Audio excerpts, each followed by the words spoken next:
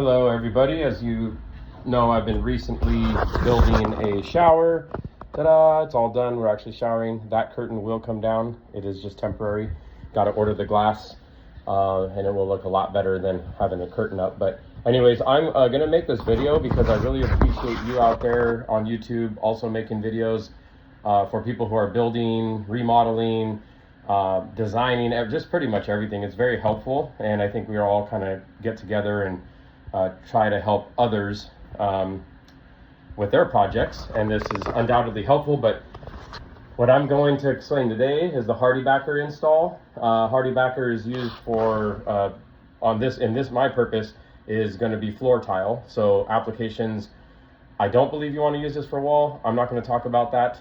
You want to use the 1/2-inch cement board. But anyways, we're going to talk just about laying tile floor, specifically on a wooden subfloor. And the Hardi-Backer is a 1/4-inch thickness. So what you want to use to lay it to, I'm just going to kind of go over the materials first, is I'm using a backer-on screw. You want to use something that is alkaline safe. That would be for cement boards. So it says for use on cement boards. And I'm using 1 1/4 inch because you could use 1 5/8, but that's kind of overkill. 1 1/4 is actually, maybe arguably overkill too. 1 inch might work, but they call for 1 1/4 for the Hardi-Backer. I have 1 1/8, I believe 1 1/8 subfloor. I know it's over 1 inch. I have the really thick subfloor. A lot of you out there might only have 3/4 inch, some unfortunately 1/2 inch. With the new houses being built, who knows? But I do have the old style, very thick subfloor. But I think you're going to want to use at least 1 inch backer-on. Check other sources for if you have a subfloor that's less than 1 inch thick. For me, I'm using 1 1/4 inch, so it will not penetrate out of the bottom into this crawl space. So what you see here is the Hardi-Backer. Hardi-Backer gives this really nice guide of where the screws should set within the center of the actual Hardi-Backer. Very useful. So you want to at least hit those points, and you want to countersink the screws. Make sure you countersink the screws. And on the edges, I like to do double the amount, kind of like drywall, where they actually double up the amount of screws on any kind of seaming. So in the sides, you'll see I hit, here I'm going to kind of go closer. On the sides, I kind of hit double the amount that you see in the centers. Hardi-Backer may not require that, but it's not going to hurt. And I like that idea of just keeping the seams really nice and tight against the floor. And you can see this goop here is thin set. So they do call for a thin set. I'm using a large tile format thin set only because I had some left over. No big deal. You could use any thin set. And the idea is not that it's going to adhere to the subfloor, more so than it's going to just give a nice solid base for any dips that might be in your subfloor. Another good idea, of course, if you have really bad dips, is to level out your subfloor before doing this application. Don't do this just out of thinking that thin set is going to level your subfloor. That's not the idea. It's more for just like the little chips and things that you might have in the subfloor that aren't a big deal, but you just want a nice flat even surface, which is also why we're not putting a vapor barrier of some sort. And the reason why you'd normally put a vapor barrier between thin set or some kind of mortar and a wood or something that absorbs water is exactly that. It absorbs water, and you don't want the thin set to dry very rapidly, or else it could compromise the integrity of the thin set. But again, that's for if you're adhering stuff like tile, you want to think about that. Which is also why a lot of people suggest, like when I go to tile this, I'm going to get like a damp sponge and kind of wet the cement, even though cement doesn't wick moisture very quickly. It's just a good idea to get it a little damp to minimize that wicking of the water, and again, making that adhesion of the tile to the cement much stronger. But in this case, again, we're just wanting a base for it. So whether it adheres or not is not the issue. So I'm going to actually set my phone down so you can see me lay this, and I will speed up the video just to kind of show, and you can ask any questions you want afterwards. And what I'm going to use again is the Hardi-Backer, Backeron screws. I've already mixed my mortar, sitting behind me right now. I like using, some kind of bagardening trowel to slap the mortar on the floor. Do what you wish with that. No requirements there. But Hardi-Backer does, I don't know, require is kind of a strong word for some of these things, but they do call for a 1/4 inch by 1/4 inch square notch trowel. And with anything, and I've seen this with some contractors, so contractors out there, let's debate this. I see a lot of contractors when they go to trowel their mortar, whether it's adhesion or not, they do these circular motions. I hear a lot, and I don't practice that, and I hear a lot against that methodology because you're not getting the air out when you press your substance onto whatever you're trying to adhere it to. And in this case, I'm going to make the same practice as if I am adhering it to the subfloor, because the idea again is to make a nice flat surface, and I don't want air pockets to get caught in there. We are screwing this thing down to the floor. I would find it very hard to believe that the screws can't push the air good enough to really flatten it out. These things are very, very strong, and I'm using an impact drill on top of that. So, but I'm going to always practice good techniques so that you don't have any issues, and I haven't had issues in quite some time. Knock on wood. All right. And for you out there, if you're really new, this video is for anybody out there, but just in case you're new, I'm just going to kind of talk through this. New at mortaring, you want your mortar to be a little like a pancake mix, not too wet. It could be a little on the drier side, but it definitely can't be flaky. The ones when I adhered these two these cement backers already on the floor that you see, it was a little bit drier than this. I just wet this a little more because I knew I was going to shoot a video, and I didn't want it to dry while I'm sitting here gapping my mouth. So this is a little on the wetter side. This is probably as wet as you want it, especially if you're doing wall applications. Advice is to make it a little bit less runny, because your tiles will slide. They will indeed slide. I'm doing a floor application, so I have a little bit more leeway. So at first I'm just going to get some of these corners. And again, I'll speed up this video once I talk my way through this. I like to get it right near the edges. It's going to push some of that out, so don't push it right to the edge of the other board. Give it a little room to weep out the edges when you actually flatten it. I'm kind of getting all my target points first.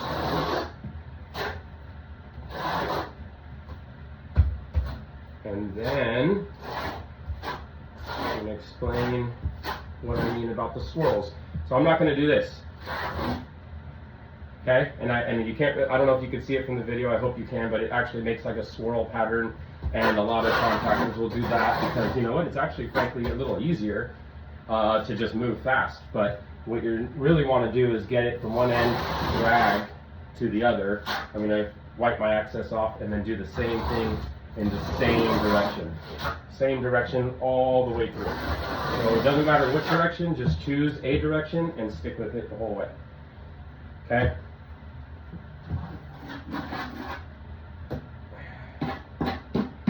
And this is the part of the video that you might hear me talking, but I might speed up because there's not much else to say besides continuing this video all the way through.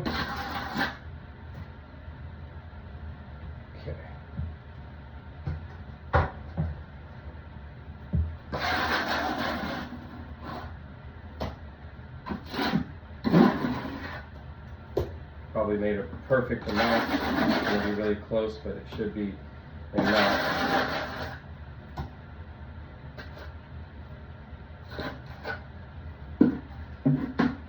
be enough.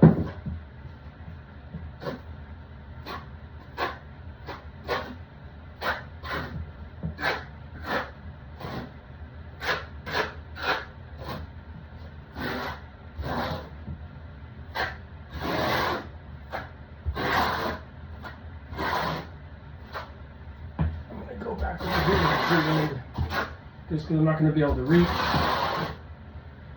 Not going to be able to reach. Go back here, so I'm just going to hit it now. And go backwards. I'm over here near a carpet, so I'm going to be extremely careful over here to not get my mortar on the carpet, because that would be a nightmare. And then, okay, so I'm going to, while I'm doing this last little piece too, I'm going to go backwards here, get close to the carpet, but not too close.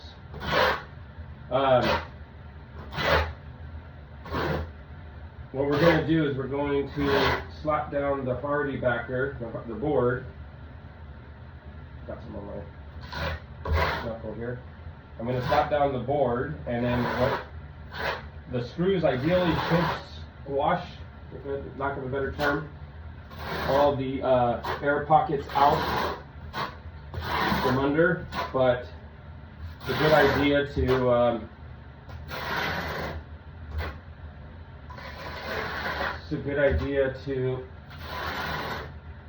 I'll just start. Let me finish this and then worry about this carpet. Getting really close to it.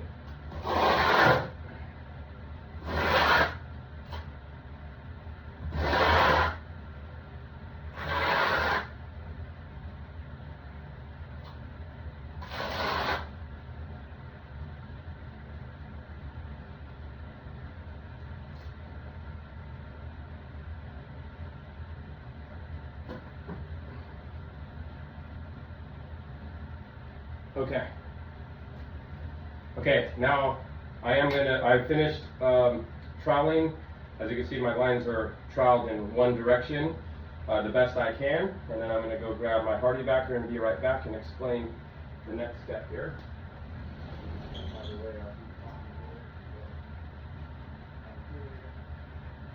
Actually pre-cut, of course, get all this stuff ready before you're going to lay. The last thing you want also is to be running around cutting while your mortar's on the floor drying. That should be an obvious thing, but yeah, I've made my fair share of mistakes earlier on, and you'd be surprised what people accidentally do.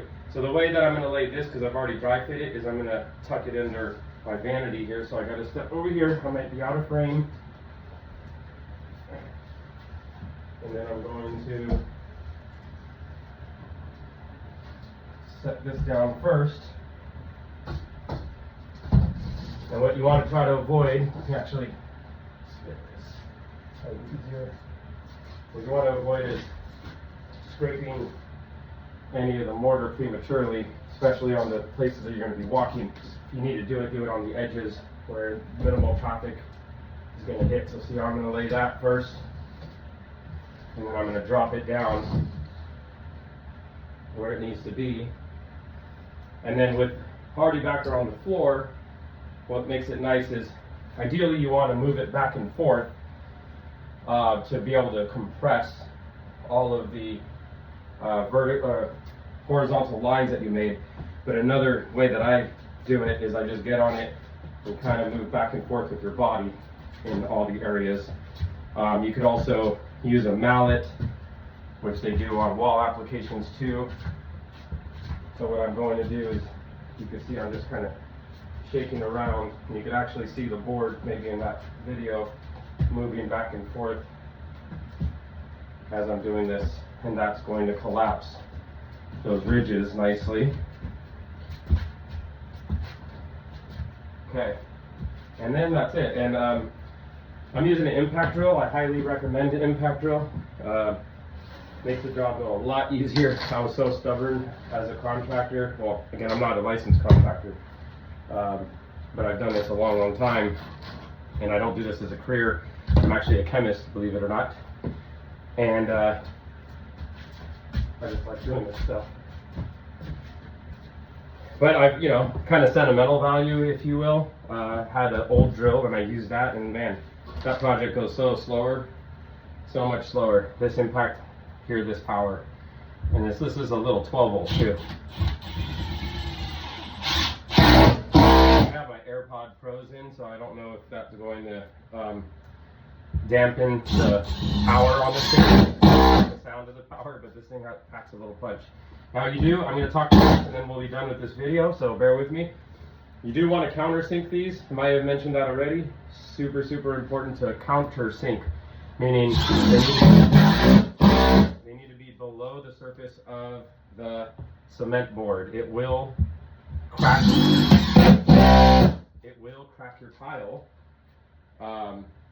It can and probably will crack your tile when you go to lay your tile and you're sitting there malleting it or stepping or moving it around, and then you go to mallet it, and you know, if that little metal ridge is poking out the tile, it will crack. So countersink. Let's see, what else can I explain here? Start from one end and work your way. It's just another, I mean, not a requirement by code that I'm aware of, but it makes sense that we're trying to collapse the ridges. So I'm not going to secure all the corners and then start to screw from the outside corners to the inside, the middle. Start from one end and move your way whichever way it is. That makes a lot more sense too. That's just an extra precaution. And that way it's collapsing the ridges as I'm screwing down. If there's any that wasn't collapsed by my weight. Some of you are lucky to be lightweight out there, and I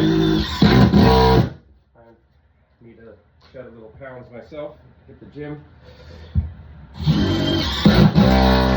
Okay. Go through, show you.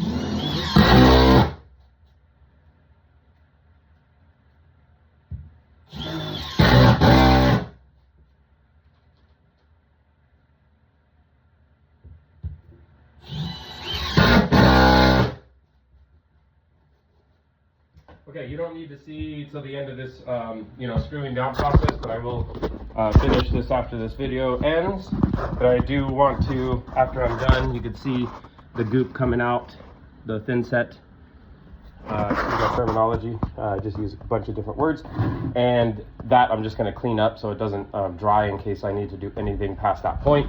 Highly doubtful. So yeah, make sure you clean up your edges when you're done, and I'll do a second video on the completion of the Hardi-Backer before I lay the tile, because this is not the final step. Maybe I'll include it in here, I'm not sure, but just to kind of recap on what we did is we laid the thin set down, troweled it in one direction, threw the Hardi-Backer on, made sure you moved it back and forth and collapsed the ridges, whether you're standing on it or using a mallet. And then we went ahead and screwed down the Hardi-Backer in the appropriate spots. And we left an 1/8 inch gap at minimum. You leave a thicker gap on the Hardi-Backer. This is probably more like a 1/2 inch gap, but I'll explain why that's okay in the next video. But this is more of an appropriate size right here. That's about a 1/4 inch gap, 1/8 inch gap is fine. And then make sure you also leave it around your walls, because you're not going to get anybody standing here on the tile, right? So you don't have to worry about too much support here. And then also the baseboards are going to cover a lot of that. So here you're going to need more support. People will obviously be walking, but this is where we're going to eventually throw some more thin set in there, tape it, thin set, and sand it down and make it all nice, because we have to thin set all of those holes. But again, I'll go in more detail in the next video. But that is how you lay the first stages of Hardi-Backer on the floor the proper way. Let me know if you have any questions.